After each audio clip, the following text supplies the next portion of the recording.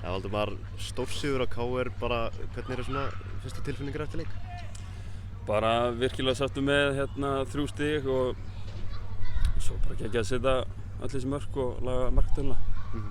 Þessi leikur svona bara stórskrítinn í alla staði. KR-ingar héldu betur í boltann en þið refsuðu þeim bara við hvert tækifæri. Já, ég meina, við þurftum ekkert þannig að sé að fara að elta út allt og biðu bara eftir réttu mómentunum og refsuðu þeim. Gott fyrir því að skora þrennu svona eftir að hafa kannski í fyrri hluta að miðbik tímabils skora lítið í deildinni. Það hlýtur að vera ánægjulegt að vera að hitta núna. Já, það er alltaf gott þegar maður tekur henni mörkum. En svo er líka bara frammistaðan skilur í leikjunum sem skiptir máli, það er ekki alltaf mörkin líka. Talar áðan markatöluna, þeir eru núna komnir með eins marks forskot á Valsmenn. Það hlýtur að telja mikið núna fyrir tvískiptingu. Já, það gerir það en eins og ég segi þá er þetta bara við erum bara að fara í einn leik í einu en þó er náttúrulega, markatölun er sterk en þá þurfum við náttúrulega fyrst og fremst að sækja þess að 3 punkta í hverju leik.